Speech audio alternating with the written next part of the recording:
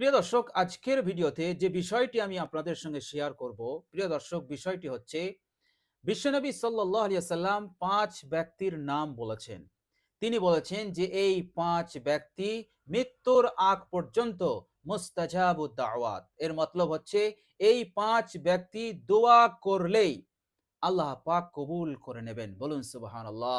এই ৫ ব্যক্তির দোয়াকে আল্লাহ পাক কখনো কোনো সময় প্রত্যাখ্যান করেন না, রদ করেন না। বলুন সুবহানাল্লাহ।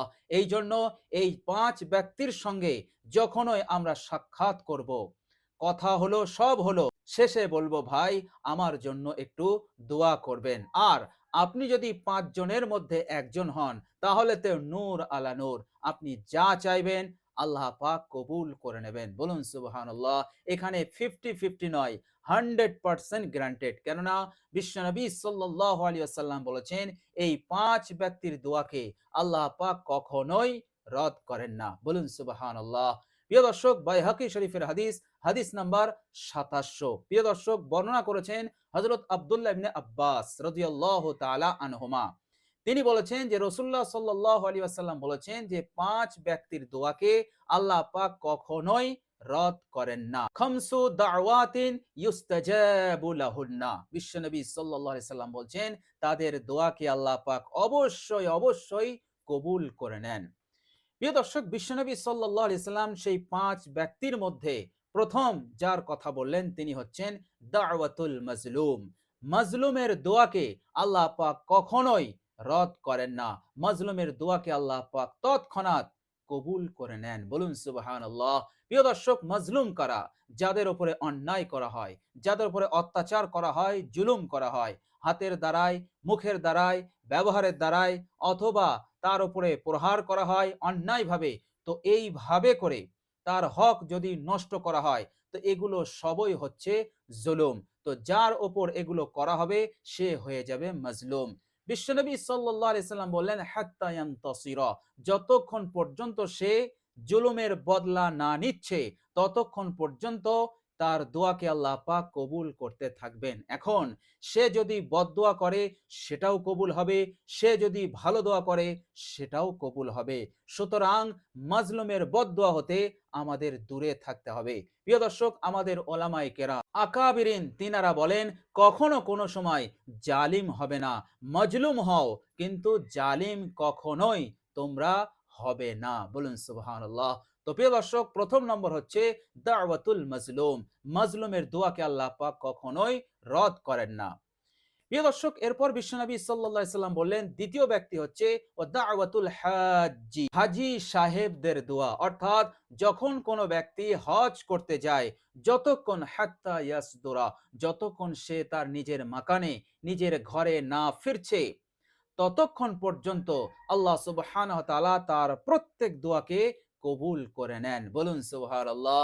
একটি দোয়াকেও তিনি রদ করেন না। সে দুনিয়ার জন্য যা কিছু চাইবে আল্লাহ পাক দান করবেন, পরকালের জন্য যা কিছু চাইবেন আল্লাহ পাক দান করে দেবেন। বলুন সুবহানাল্লাহ। প্রিয় দর্শক, এরপর বিশ্বনবী সাল্লাল্লাহু আলাইহি ওয়াসাল্লাম বললেন ওয়া দাওয়াতুল মুজাহিদ। প্রিয় দর্শক, মুজাহিদ কারা? মুজাহিদ তো এক শ্রেণীর মুজাহিদ হচ্ছে তারা যারা যুদ্ধের ময়দানে আল্লাহ সুবহানাহু ওয়া তাআলার সন্তুষ্টির উদ্দেশ্যে বাতিলের বিরুদ্ধে লড়াই করে, তারা হলো মুজাহিদ। আরেক শ্রেণীর মুজাহিদ হচ্ছে যারা দ্বীনের ইলম সঞ্চয় করার জন্য, অর্জন করার জন্য সময় দিচ্ছে, মেহনত করছে, এরাও হচ্ছে মুজাহিদ। সুতরাং এদের দোয়াকে আল্লাহ সুবহানাহু ওয়া তাআলা কখনোই রদ করেন না। বলুন সুবহানাল্লাহ। আল্লাহর নবী সাল্লাল্লাহু আলাইহি সাল্লাম বললেন ওয়া দাওয়াতুল মুজাহিদ হাত্তা ইয়াকুদা, যতক্ষণ পর্যন্ত সে বসে না পড়ছে, অর্থাৎ যতক্ষণ এই জিহাদের মতন মোবারক বরকতপূর্ণ কাজ হতে সে যতক্ষণ ফারেক না হচ্ছে ততক্ষণ পর্যন্ত আল্লাহ সুবহানাহু ওয়া তাআলা তার দোয়াকে কবুল করতেই থাকবেন। বলুন সুবহানাল্লাহ। প্রিয় দর্শক, আর ৪ নম্বর বিশ্বনবী সাল্লাল্লাহু আলাইহি ওয়াসাল্লাম বললেন ওয়া দাওয়াতুল মারিজ, অর্থাৎ কোন মুসলমান মুমিন বান্দা ও বান্দি অসুস্থ হয়ে যায়, জ্বর হোক বা অন্য কোন রোগে আক্রান্ত হয়েছে, এমন মুসলিম মরিজ অসুস্থ, আল্লাহ সুবহানাহু ওয়া তাআলা এই অসুস্থ ব্যক্তির দোয়াকে তিনি কবুল করে নেন। বলুন সুবহানাল্লাহ। সে যা চাইবে আল্লাহ সুবহানাহু ওয়া তাআলা তাকে তাই দেবেন। বলুন সুবহানাল্লাহ। এই জন্য অসুস্থ মুসলমানকে দেখতে যাওয়া এটাও হচ্ছে সওয়াবের কাজ। বিশ্বনবী সাল্লাল্লাহু আলাইহি ওয়াসাল্লাম বলেছেন, অসুস্থ মুসলমান ভাইকে দেখতে যাওয়া। যখন কোনো ব্যক্তি দেখতে যায়, এক ফেরেশতা হাঁক দিয়ে বলে যে তোমার চলা মুবারক হোক, তুমি তোমার ঠিকানা জান্নাতে বানিয়ে নিয়েছো। বলুন সুবহানাল্লাহ। এই জন্য অসুস্থ ব্যক্তিকে দেখতে যাওয়াও অনেক অনেক সওয়াবের কাজ এবং তার ঠিকানাটা আল্লাহ সুবহানাহু ওয়া তাআলা জান্নাতে লিখে দেন। বলুন সুবহানাল্লাহ। এবং আমরা যদি কোনো অসুস্থ মুসলমান ভাইয়ের কাছে গিয়ে আমরা যদি বলি, ভাই আমার জন্য একটু দোয়া করো, আর সে যদি দোয়া করে দেয়, কবুল হয়ে যাবে। বলুন সুবহানাল্লাহ। কেননা বিশ্বনবী সাল্লাল্লাহু আলাইহি ওয়াসাল্লাম বলেছেন, দাওয়াতুল মারিজি, অসুস্থ মুসলমান ভাইও এবং বোনেদের দোয়া আল্লাহ পাক কবুল করে নেন। বলুন সুবহানাল্লাহ। যতক্ষণ পর্যন্ত সে সেই রোগ হতে সুস্থ না হচ্ছে, ততক্ষণ পর্যন্ত সে মুস্তাজাবুদ দাওয়াত হয়ে থাকে। বলুন সুবহানাল্লাহ। প্রিয় দর্শক, এখানে একটা কথা মনে রাখবেন, এই জন্য যে অসুস্থ হলে আল্লাহ পাক দোয়া কবুল করেন, এই জন্য আপনি রোগ কামনা করবেন না যে হে আল্লাহ আমাকে রোগী বানিয়ে দাও, আমার রোগ দাও, আমি যেন অসুখে পড়ে যাই। এই জিনিসটা আপনি কিন্তু কামনা করতে যাবেন না, এটা নিষেধ। স্বেচ্ছায় কোনো রোগ ব্যাধি বিপদ কামনা করা যাবে না। তবে আল্লাহ সুবহানাহু ওয়া তাআলা দিলে আল্লাহ সুবহানাহু ওয়া তাআলা এই ফজিলত রেখেছেন যে তার দোয়াকে আল্লাহ পাক কবুল করে নেবেন। বলুন সুবহানাল্লাহ। প্রিয় দর্শক, আর ৫ নম্বর, বিশ্বনবী সাল্লাল্লাহু আলাইহি ওয়াসাল্লাম বললেন, ওয়া দাওয়াতুল আখি লি আখিহি বিজহরিল গায়ব। অর্থাৎ এক ভাই যদি দোয়া করে অন্য ভাইয়ের জন্য, যে মুসলমান ভাই তার সামনে নেই, অনুপস্থিত আছে, বিজহরিল গায়বি, কোন মুসলমান ভাই যদি এমন মুসলমান ভাইয়ের জন্য দোয়া করছে যে মুসলমান ভাই তখন তার সামনে নেই, সে অন্য জায়গায় আছে, প্রিয় দর্শক, এই মুসলমান ভাইয়ের দোয়া অন্য ভাইয়ের জন্য, অন্য ভাইয়ের ভালাইয়ের জন্য, মঙ্গলের জন্য এই মুসলমান ভাই যা দোয়া করবে আল্লাহ সুবহানাহু ওয়া তাআলা কবুল করে নেবেন। বলুন সুবহানাল্লাহ। প্রিয় দর্শক, আপনি যদি আপনার ভাইয়ের জন্য দোয়া করেন, আপনার বোনের জন্য দোয়া করেন, তো প্রিয় দর্শক, যার জন্য দোয়া করছেন সে আপনার পাশে নেই, আপনার সামনে নেই, কিন্তু আপনি তার জন্য মঙ্গল কামনা করছেন, ভালাই কামনা করছেন।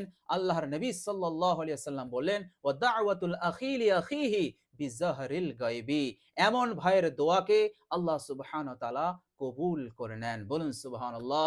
এরপর বিশ্বনবী সাল্লাল্লাহু আলাইহি ওয়াসাল্লাম বললেন, এই ৫ ব্যক্তির দোয়াকে আল্লাহ পাক কবুল করে নেন, এর মধ্যে কোনো সন্দেহ নেই। তবে এই ৫ ব্যক্তির মধ্যে শেষের ব্যক্তির দোয়াকে আল্লাহ সুবহানাহু ওয়া তাআলা আরো দ্রুত কবুল করে নেন। বলুন সুবহানাল্লাহ।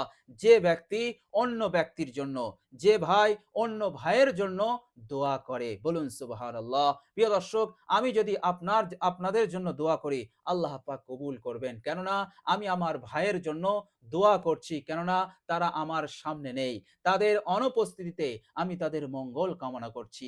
অনুরূপভাবে আপনারাও যদি আমার জন্য দোয়া করেন, আপনাদের দোয়াকেও আল্লাহ পাক কবুল করে নেবেন। বলুন সুবহানাল্লাহ। আল্লাহ সুবহানাহু ওয়া তাআলা কত সুন্দর নিয়ামতপূর্ণ দ্বীন ইসলাম আমাদেরকে দান করেছেন। বলুন সুবহানাল্লাহ। এই জন্য আল্লাহ সুবহানাহু ওয়া তাআলা পবিত্র কোরআনুল কারীমে বলেছেন, ইন্নামাল মুমিনুনা ইখওয়া, পৃথিবীর সমস্ত মুমিন মুমিনাত তারা আপোষে, অর্থাৎ তারা নিজেরা ভাই ভাই। বলুন সুবহানাল্লাহ।